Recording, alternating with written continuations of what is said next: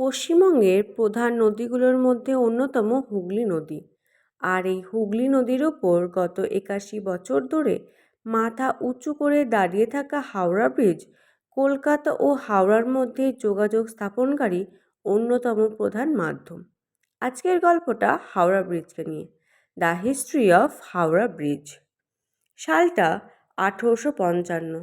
ভারতবর্ষে তখন British east India কোম্পানির রাজত্বকাল। কলকাতা ব্রিটিশদের প্রাণকেন্দ্র, আর কলকাতার নিকটবর্তী হুগলি নদী ওপারে অবস্থিত হাওড়া তাদের অন্যতম বাণিজ্য ঘাঁটি। হাওড়াতে তখন রেলওয়ে নির্মাণের কাজ শেষ, কিন্তু বাণিজ্যের সুবিধার্থে হাওড়া ও কলকাতাকে যুক্ত করা তখন খুবই প্রয়োজনীয়। হুগলি নদীর ওপর যাতায়াতকে আরও সুবিধা করার জন্য হুগলি নদীর ওপর এক ব্রিজ নির্মাণের পরিকল্পনা গঠন করা হয়। সেই অনুযায়ী 1862 সালে স্যার জন টার্নবুলকে হুগলি নদীর ওপর ব্রিজ নির্মাণের সম্ভাব্যতাকে যাচাই করার ভার দেওয়া হয়। উনি রিপোর্ট পেশও করেন, কিন্তু কিছু কারণবশত ব্রিজ নির্মাণের কাজ সেই সময়ের মতো মুলতবি থাকলেও 1868 সালে তা আবার মাথাচাড়া দিয়ে ওঠে। ঠিক হয় 1870 সালে গঠন করা ক্যালকাটা পোর্ট ট্রাস্টের ওপর তার ভার দেওয়া হবে। তখনকার সময় গভর্নমেন্ট অফ বেঙ্গলের লেজিসলেটিভ ডিপার্টমেন্টে 1871 সালে হাওড়া ব্রিজ অ্যাক্ট পাস হয়, under the Bengal act 9 of 1871। জাহাজ নির্মাণের জন্য ইংল্যান্ড থেকে আগত পার্টস ক্যালকাটাতে অ্যাসেম্বল করে এক ভাসমান ব্রিজ নির্মাণের কাজ শুরু হয়।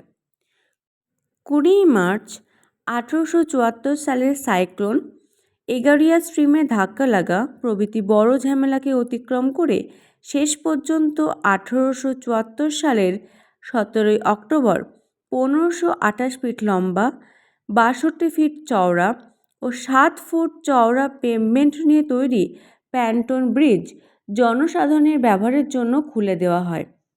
এরপর সময় যত বাড়তে থাকে, প্যান্টন ব্রিজের ওপর ট্রাফিক ক্রমশই বাড়তে থাকে। এই দেখে 1906 সালে এক নতুন ব্রিজ নির্মাণের পরিকল্পনা গ্রহণ করা হয়। সেই সময় এর ভার দেওয়া হয় ইস্ট ইন্ডিয়ান রেলওয়ের চিফ ইঞ্জিনিয়ার আর.এস. হাইট ও ক্যালকাটা কর্পোরেশনের চিফ ইঞ্জিনিয়ার ডব্লিউ.বি. ম্যাকওয়েভের ওপর। কিন্তু প্রথম বিশ্বযুদ্ধের কারণে তা আবার ধামাচাপা পড়ে যায়।